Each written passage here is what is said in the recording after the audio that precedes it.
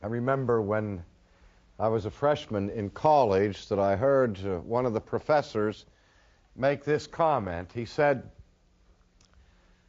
"A man with an experience is never at the mercy of a man with an argument." And I was impressed by that, although I really didn't think deeply about it. And I thought back on that statement many, many times thereafter, and gradually came to the realization that the statement really isn't all that sound. Because even if we have an experience that is powerful and life-transforming, that experience is still open to interpretation and to evaluation and to analysis. And it's possible for any one of us to have a profound experience that we misunderstand profoundly. And of course, the most significant experience that I ever had in my life was the personal experience of my conversion to Christianity. My conversion to Christianity was one of those Damascus Road affairs, where it was sudden, it was dramatic, and in a sense catastrophic. Not catastrophic in the negative sense, but catastrophic in the sense that it created a massive upheaval in my life. And I was so excited about my conversion to Christ that I went immediately and told every friend of mine, in fact, every person that I met. If I was riding a bus, I would talk to the person who was sitting next to me, because I couldn't imagine why anybody in the world wouldn't be thrilled to hear about this exciting thing that I had discovered in my life. I really felt like a person who had discovered the pearl of great price and thought that everyone had an equal admiration for that sort of jewelry as I had recently acquired. But I soon discovered that in fact that was not the case. And people, in many cases, simply didn't believe what I was saying, and others found it necessary to explain for me my experience. They would criticize it, they would analyze it, they would deny it. And the argument that I heard, I think, more often than any argument was this. They said, "R.C., don't you see what has happened to you? What has happened to you is that you have come to religion because you needed some kind of crutch to assist you through life. You needed what Karl Marx had called the opiate for the masses, some kind of bromide that would make the difficulties of your existence more bearable.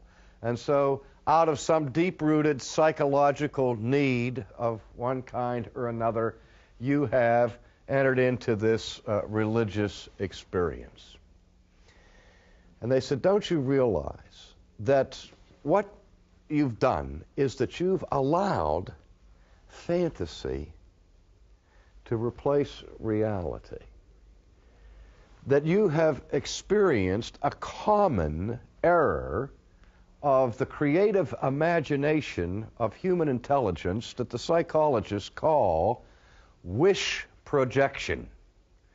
Because you want to believe in God, because you want to believe that there's someone out there who will cleanse you of your sense of guilt that has tormented you, who will deliver you from the fear of death, who will promise you significance and meaning in your life and all of these things, that you have projected that wish into a reality and have now, therefore, taken up the crutch of religion."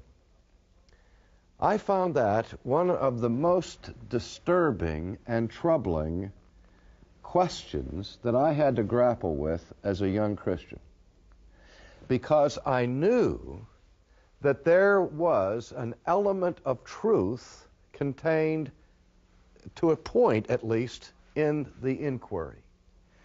I couldn't deny that I wanted my faith to be true.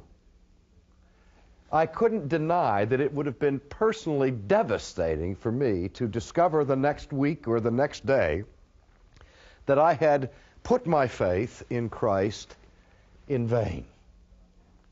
I could not deny that I wanted it to be true. I certainly wanted to know that I was forgiven of my sins. I certainly wanted to know that there was a heaven.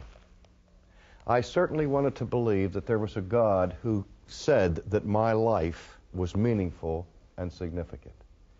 And I couldn't deny those things. But there were plenty of friends of mine in the academic world particularly who had no problem denying those things. And I became a philosophy major and spent most of my time reading the writings of skeptics rather than of believers.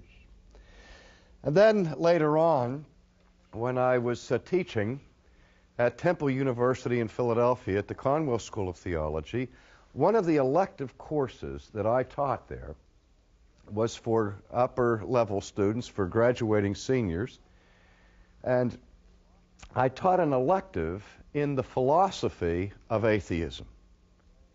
And what I did in that course was I required that the students read the primary sources, the primary documents of what are usually considered to be the most formidable critics of historic theism and Christianity. I made them read, for example, the writings of David Hume, of Ludwig Feuerbach, of Karl Marx, of Sigmund Freud, of Walter Kaufmann, of Albert Camus, of Jean-Paul Sartre, of Bertrand Russell, and so on.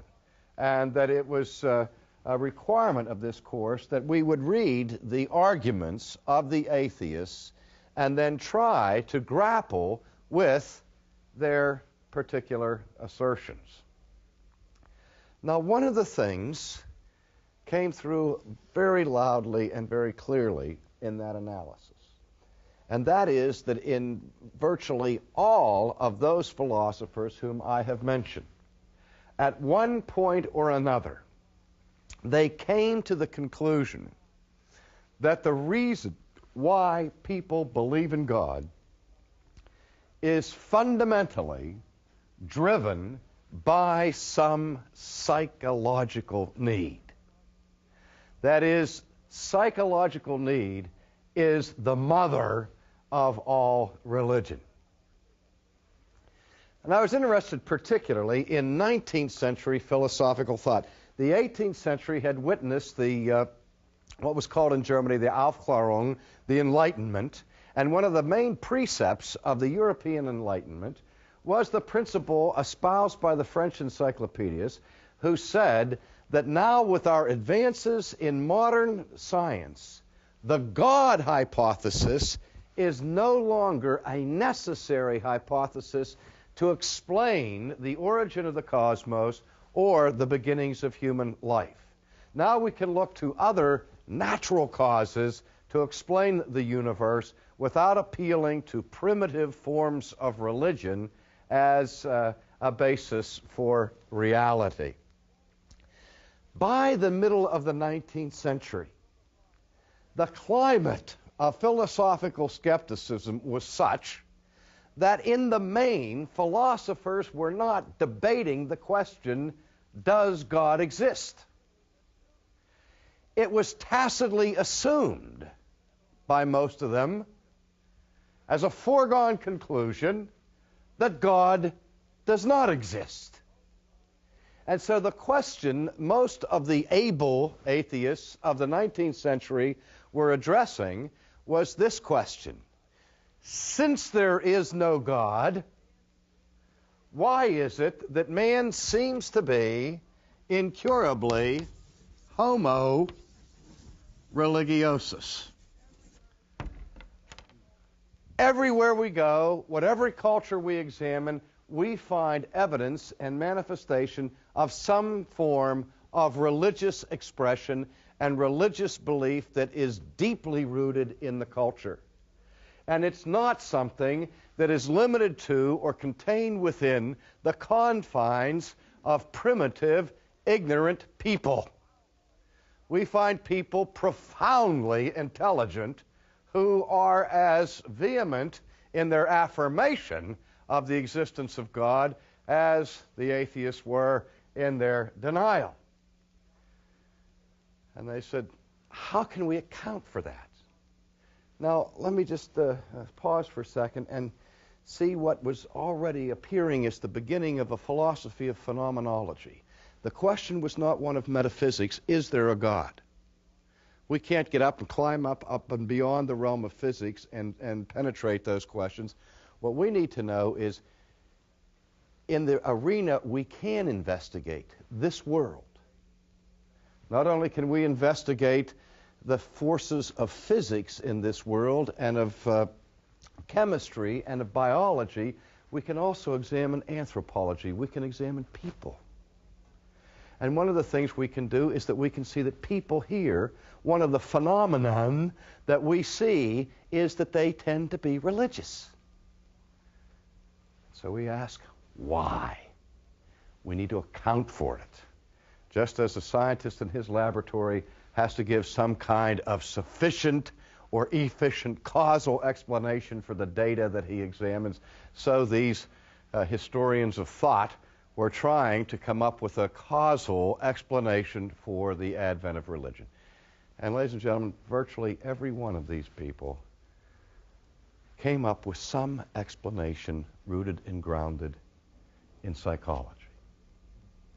Feuerbach, he noticed, for example, that no matter what culture he examined, the cultural expressions of their religion tended to depict gods that looked like mirror images of the people themselves.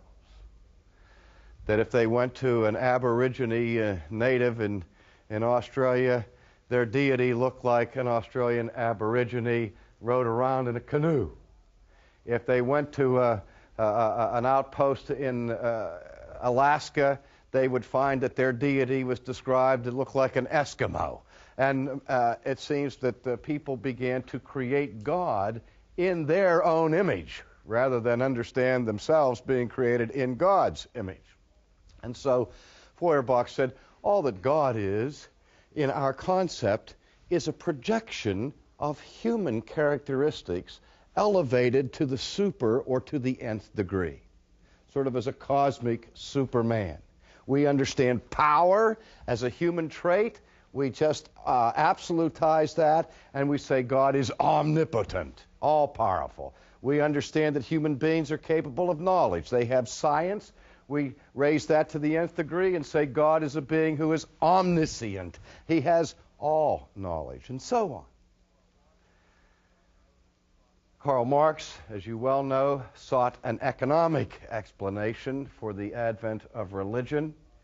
He said that the history of mankind is basically the history of the conflict of economic clashes between economic groups and so on. And he says in any world, in any society, those who control the wealth will always be in a minority, and the poor will always be in a majority. And the problem that the wealthy have is simple. How are we going to control the masses? How are we going to stop the masses from rising up in rebellion, attacking us, and taking the wealth and distributing it equally among themselves? And Marx says the twofold way that the wealthy control the masses are these. On the one hand, the wealthy control the legislation, so that Lady Justice removes her blindfold, according to Marx, and the law begins to reflect the vested interests of the ruling classes. The law will discriminate against certain groups who are not in power. He said that will happen. He said, but the most important tool that the owner has to control the slave, that the rich have to control the poor, is the tool of religion. Because what religion does is that it promises to the poor a better life in heaven, on the other side of the Jordan. If they be good slaves now and behave themselves on the plantation, then someday, by and by, swing down sweet chariot, however that goes, and they're going to get carried away home to the other side of Jordan, and everything's going to be great. But in the meantime, they have to be humble, and they have to work, and they have to mind their own business, and they have to behave themselves, while the rich man enjoys all of the wealth here and now. So you put them to sleep with drugs of religion. That's the theory. Freud, of course, had more than one explanation, but his basic explanation was that man is afraid of nature because we're vulnerable to nature. We can be harmed or killed by the tornado, by the fire, by the flood, by disease. And you can't negotiate with these forces. And so what we do is that we begin to personalize impersonal forces and begin to believe that there's a God that resides in the fire and a God that resides in the flood. And we have a God for this and a God for that. And if we pray to those gods, appease those gods, give homage to those gods, maybe they will treat us kindly and remove the threat of nature from us. Now, again, I don't have time in this brief period to canvass the basic theses here of these different philosophers. But the rudimentary principle is religion is the invention that comes out of some deep-rooted psychological need.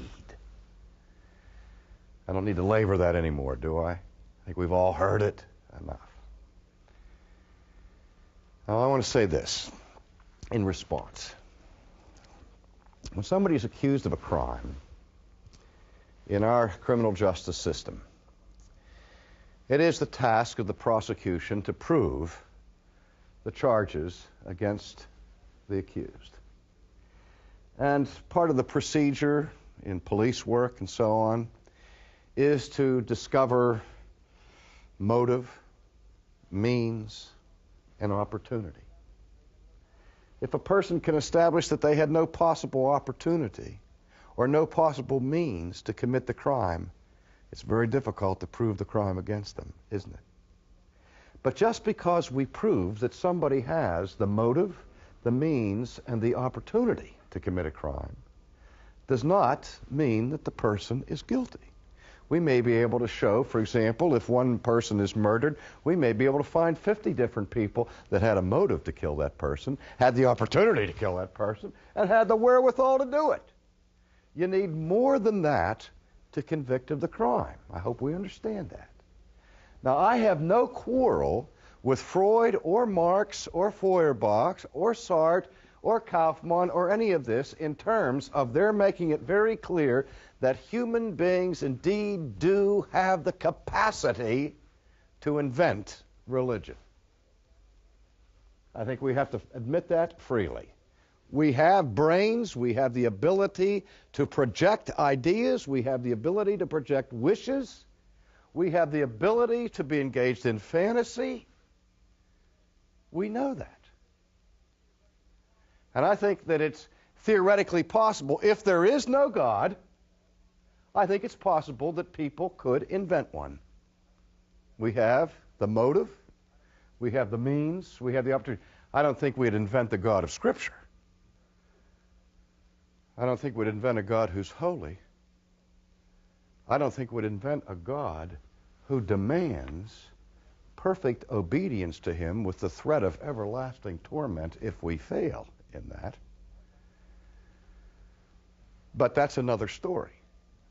But I'm saying, I'm granting at the outset that we do have a psychological motive to invent God.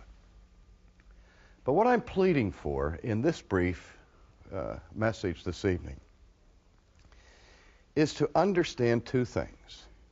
That just because man has the ability to invent God does not mean that that's how the idea of God came about. It's also more than possible that the reason why the world is incurably religious is because there is a God who has so clearly and manifestly demonstrated his existence to mankind that knowledge of him is virtually inescapable. That's another alternative explanation. But more important to the point right now is that we have to say to our atheist friends, hold the phone a minute. I'm willing to grant to you that I have a vested interest in believing in God. Are you willing to grant to me that there are also powerful psychological motives that many people have to deny the existence of God? That the worst news that some people I know could ever discover is that there's a God who will hold them accountable for their lives. Because if there is a bias, the bias can be in the other direction. There's a strong reason why I wouldn't want God to exist, namely that if I have sinned, if God exists, then I understand that I am guilty before him and that I am going to be held ultimately accountable. And if that's the way, if I am in a relationship to God that is one of alienation and estrangement and disobedience, then I hope with all of my heart and soul that he doesn't exist. Do we understand that? And now I'm trying to say is the question of the existence of God can never be resolved on the basis of our psychology. That's a question that we have to deal with on other grounds, on objective grounds of objective philosophical argument, not on the basis of what my psychological disposition is or what your psychological disposition is. I have to say at the outfit, yes, I want there to be a God. And if you're going to be honest with me, tell me, and maybe you're saying to me, oh, I do too, R.C. Boy, I really want to believe it. Please persuade me of it. You know, and if that's your disposition, put it on the table. If your disposition is, boy, that's the last thing I hope is true. But the point is, nobody's neutral about this question. I've never met somebody that was neutral. Because there is no neutrality when it comes to moral responsibility, ultimately. And you know what I've noticed in my debates with atheists is that I almost never meet somebody who said, oh, how I wish that were true. And that surprises me, because I can't imagine why any human being wouldn't want it to be true that there's a God who is willing to forgive them of every sin that they've ever committed. A God that will give them life that will go forever. A God that will guarantee to them that everything that takes place in their existence is significant. And there's no such thing as futility in your labor. Maybe what people have is that they're afraid to believe it because it's too good to be true. I mean, they have been disappointed so many times in their lives by believing things that didn't come to pass as they had hoped, that they're almost saying, hey, you know, I don't dare believe that. But usually what I'm engaged with in discussions with atheists is with a spirit of hostility. People seem to be saying, man, that's bad news. Don't talk to me about the existence of God. Now, long before Freud and Marx and Feuerbach and these people ever speculated on the question of the psychology of theism, the Apostle Paul, centuries ago, set forth in his philosophical framework a psychology of atheism. The New Testament gives a rational explanation for why there might be, in fact is, a negative bias deeply rooted in the human heart against the existence of God. And again, I would like to take a few minutes to look at that treatment, which is well known as it is found in the first chapter of Paul's letter to the Romans. Beginning in chapter 1, verse 18, we read this report. For the wrath of God is revealed from heaven against all ungodliness and unrighteousness of men who suppress the truth in unrighteousness. Now let me just quickly comment on this introductory verse to this segment of the epistle. First of all, the word that the apostle uses here that is translated wrath is the word orge. It's one of the words in the Greek language that can be translated anger or wrath. We get a different English word from it.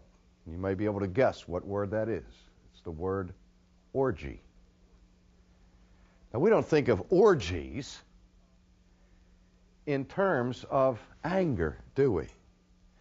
We use the term orgy to describe an unrestrained, unrestricted, unbridled involvement or manifestation of sensuality and sex and partying and all the rest.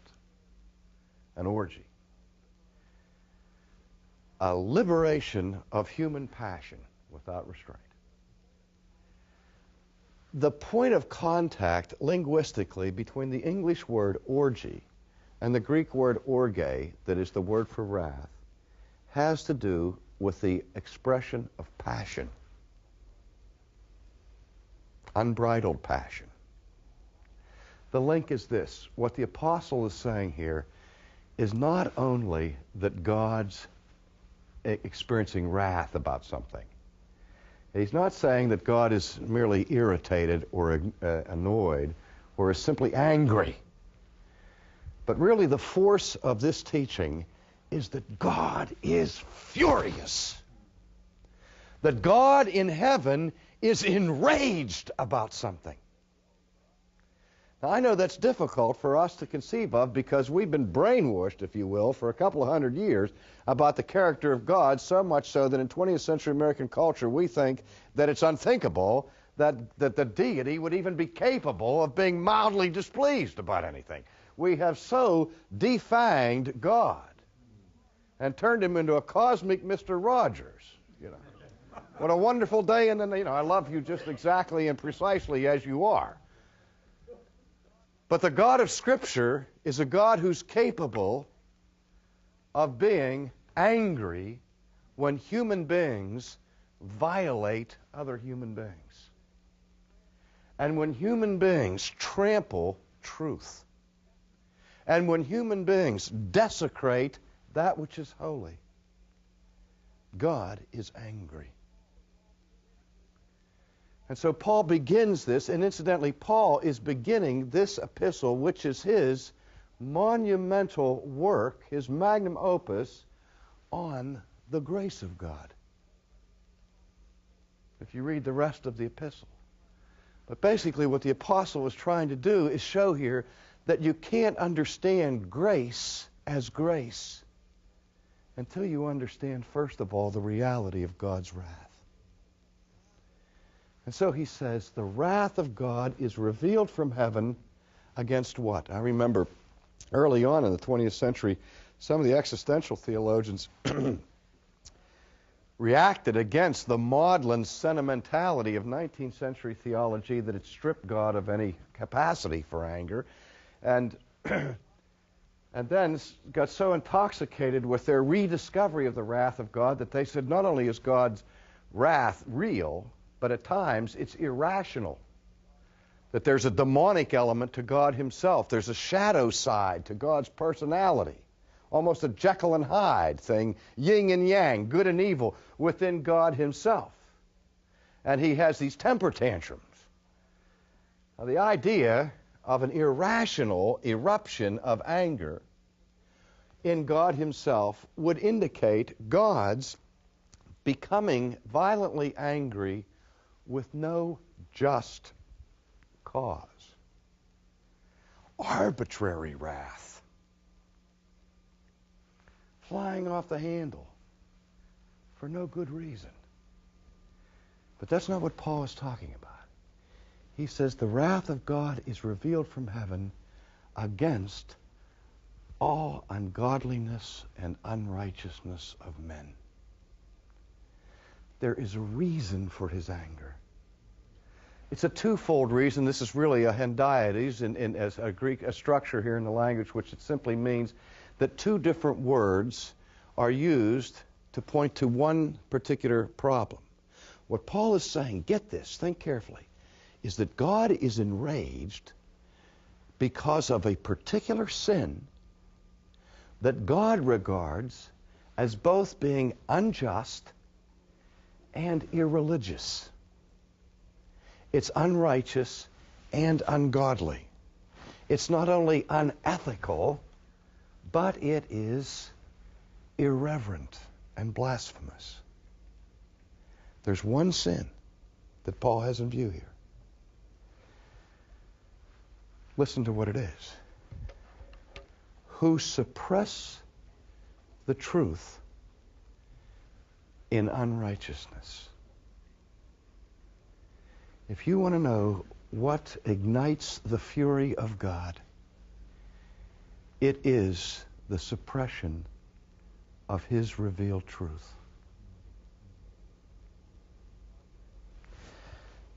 My translation, at least, uses the term suppress. Some of you have different translations, and other translations that I've read of that text in Romans say that some who hold the truth in unrighteousness.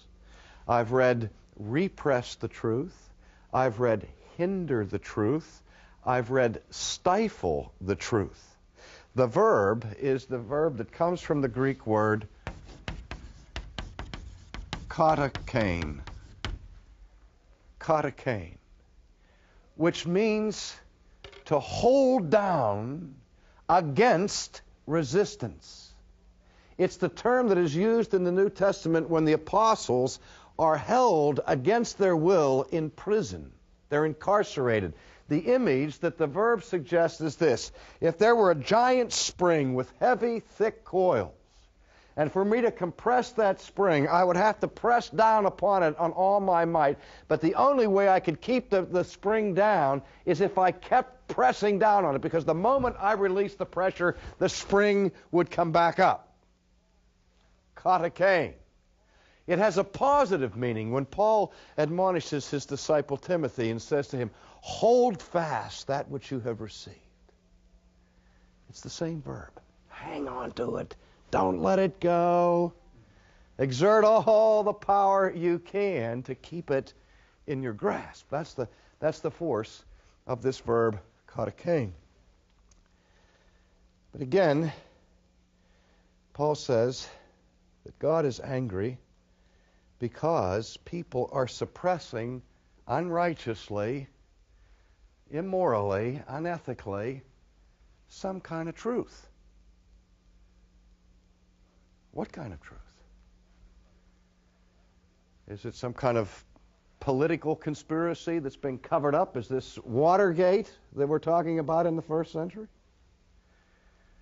No, if you excuse the pun, it's Heavengate that is being covered up, because Paul goes on and specifies what he's just spoken of in general terms previously to this. He says, because that which is known about God is evident within them, for God made it evident to them. He's talking about the knowledge of God. What the apostle is saying is that God is angry because human beings are suppressing a knowledge of God. A knowledge that God himself has revealed to the world. And what he says here, again, in verse 19, because that which is known about God is evident within them, for God made it evident to them. And I want us to understand here that the word that is translated in my version by the English word evident is the word phaneros, which in Latin is the word manifestum.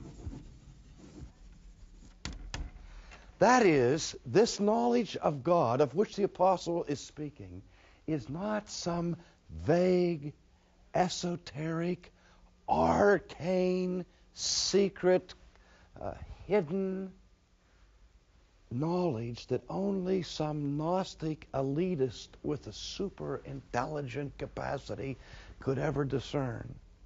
But rather it is the knowledge of God Himself that is manifest, that is clear, and that it is clear to the whole world. It's that same knowledge that Scripture elsewhere says that the heavens declare the glory of God. The firmament shows forth His handiwork. I was listening to a talk show one night, radio talk show, where they had an atheist philosopher, they had a Roman Catholic Jesuit theologian, and a Protestant theologian. And they were debating arguments for the existence of God. And they were getting in all kinds of sophisticated debates about the ontological argument and the cosmological argument and so on. And then they started receiving phone calls. And they got a call from a woman who was obviously uneducated and unsophisticated. And she used broken grammar and poor grammar to express her protest. I don't know what's wrong with you people. Why don't you just go outside and open your eyes? You know? She was saying, it's clear. It's manifest. How can you miss it? People say to me, he said, Sproul, do you think you can prove the existence of God? I said, with the greatest of ease. They said, give me some evidence. I take my shoe off. I said, look at that. That proves conclusively, compellingly, demonstratively the eternal existence of Almighty God. Oh, they say, you mean you're giving probable evidence? No, I'm giving certainty. I said, why? I said, if it exists, if you see a shoe here, if there's anything here that's a shoe, then something exists necessarily. Something has the power of existence in and of itself, eternally, or the simplest child can understand nothing could possibly exist now. Because if there was ever a time when there was nothing,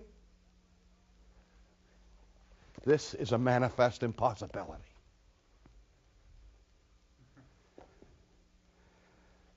And if anything exists, something has to have the power of being in it. What could be more simple? If it doesn't have the power of being in itself, then nothing could be. See? You don't even need the heavens to declare that. Just look at your shoe. But that's another story. But in any case, verse 20 makes the indictment all the more severe. For since the creation of the world, His invisible attributes, His eternal power, that's just what I was talking about, His eternal power, His divine nature have been clearly seen, being understood through what has been made, so that they are without excuse. Now there's a couple things I want you to notice about this text. Since the Kantian watershed in philosophy, those of you who are students of Western thought know that Immanuel Kant said we can no longer be persuaded by the traditional arguments for the existence of God because ultimately they rest on reasoning somehow from this world to the metaphysical realm. And Kant said you can't reason from the seen to the unseen. If Kant's right, Paul's obviously wrong. If Paul's right, then Kant is obviously wrong, because what Paul is saying here is that the invisible things of God, things you can't see, are made known by means of, through the medium of, those things that are made, those things that are seen. There's a fundamental dispute there. You have to check for yourself to see who's more cogent, Paul or Kant. And I beg my Christian fellow philosophers to stop defending Kant and start defending Paul on this point. But in any case, Paul says that the invisible attributes of God, namely His eternal power and divine nature, have been clearly seen and understood through, by means of, what has been made, so that they are without excuse. See, this is not simply an amoral, intellectual question. The question of your affirmation or denial of the existence of God is a matter of consummate moral culpability. What excuse is the apostle pulling away from the atheist here? The one excuse that every atheist, that every agnostic will want to use on the final day of judgment is the excuse of ignorance. God, I didn't know you were there. If I just would have known, I would have believed you, I would have followed you, I would have obeyed you. What's worse than hardcore atheism is allegedly softcore atheism, which goes under the guise of agnosticism. The agnostic says, I'm not going to say there is no God. I just simply don't know whether there's a God because I don't think there's a sufficient evidence to come to a conclusion one way or the other. That terrifies me when I hear somebody say that. I say, because what you're saying now is not only you're not willing to affirm the existence of God, but you are pinning the blame of that unwillingness on God himself for not giving you sufficient information. Be careful here. You are adding insult to injury. If this is true, then what it is saying here is that God has so clearly manifested himself ever since the creation of the world, through everything that is made, that you can never use ignorance as an excuse before God. What Paul is saying is that people claim ignorance as an excuse, but it is a fraudulent claim. I've seen real hostility emerge when we've been in discussions with people who are hostile to Christianity, and we discuss these matters. I say, you're not responsible to me to believe this. You may be responsible to God to believe this, but you're not responsible to me to believe that. You don't have anything to fear from me. I'm not going to persecute you or prosecute you or try to bring any harm or injury to you about these things. But what I'm reading here is that in the final analysis, the affirmation of the existence of God is not an intellectual question, it's a moral one. And if you refuse to affirm the existence of God, you are in moral difficulty with the God you refuse to affirm, if Paul is telling the truth. Now here's the crowning, crushing indictment. Verse 21, for even though they knew God, they did not honor him as God or give thanks, but they became futile in their speculations, and their foolish heart was darkened. Professing to be wise, they became fools. Now notice what he says here, that the fundamental sin of the human race, the most basic crime that all of us have committed against God, that at the very time we knew of his existence, we refused to honor him as God. We refused to give proper gratitude to our Creator. You see, the problem with the atheist, according to Paul, is that it's not that the atheist doesn't know God. The problem is he refuses to acknowledge what he knows to be true. And that is dishonest. And I'll say this to people when I'm debating the question of the existence of God. I say, look, I'll debate this with you as long as you want to debate, and I'll try to answer as many questions as I possibly can. But I want to be honest with you. I want you to know I don't trust you. I think you're lying to me. You're telling me you don't believe that there's a God. I don't believe that. I think you know very well there's a God. And you're trying as hard as you can to escape that knowledge. That's what I say to them. And it makes them furious in most cases. But I mean, I have to say that because that's what the New Testament declares. Paul's not pulling any punches here. And he goes on to say, and here's where the psychology comes in. Professing themselves to be wise, they became fools, and they exchanged the glory of the incorruptible God for an image in the form of corruptible man and of birds and four-footed animals and crawling creatures. Now, let me just say this. Verse 25, they exchanged the truth of God for a lie, worshipped and served the creature rather than the Creator who is blessed forever. Ladies and gentlemen, what man usually does with the revelation of God is not turn it into atheism. Our normal reaction to God's divine revelation in nature is to turn it into religion, but a religion of idolatry, where we worship a creature rather than the Creator. And we can do it in the Christian church. When we talk about the sovereignty of God and we talk about the holiness of God and people respond and say to me, I don't believe that stuff, my God's a loving God and all of that stuff, I say, are you sure your God isn't an idol? Your religion, I mean, we all have a basic propensity towards idolatry. That's where we all are coming from.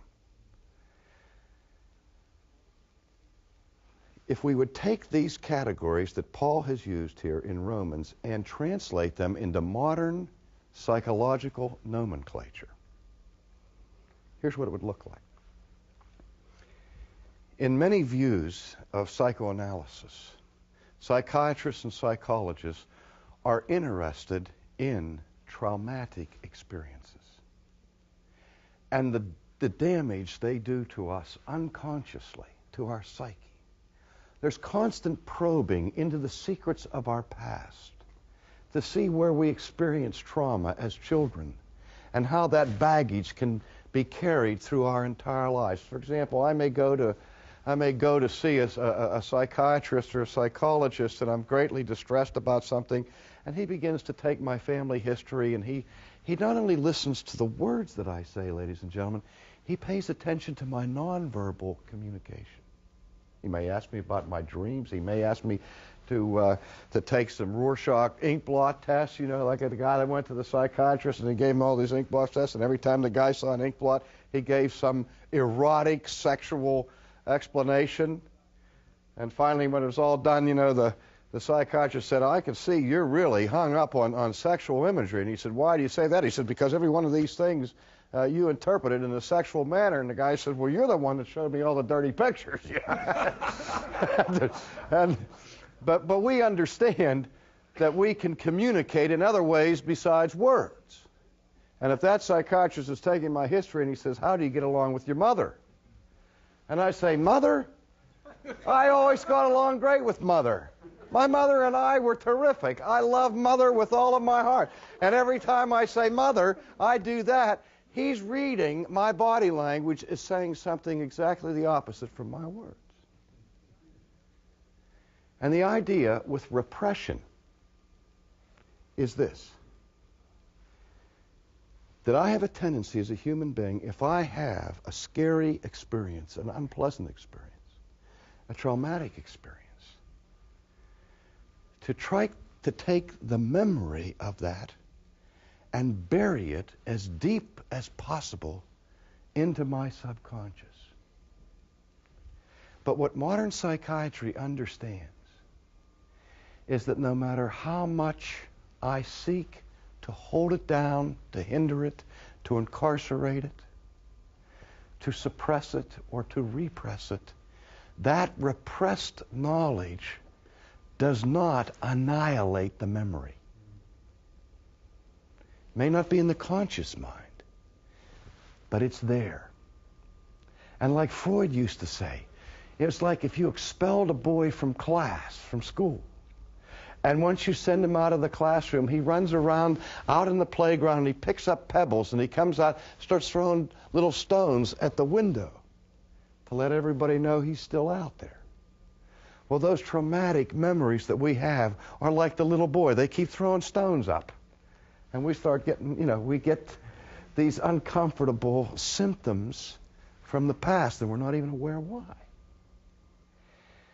It's because repressed knowledge seeks to come back to the surface. But when it comes up, ladies and gentlemen, it comes up disguised. It'll come out in a dream, in a strange symbol, in a strange tic or gesture, because it is too scary to come out in the form it went in. And so what we do is that we bring it back out, according to modern psychiatry, in a substituted form that is less threatening.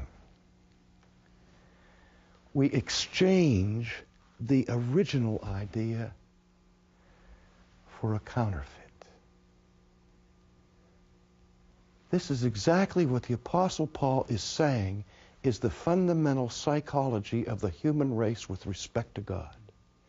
That the scariest thing to a sinful person in all of the world is the holiness of God.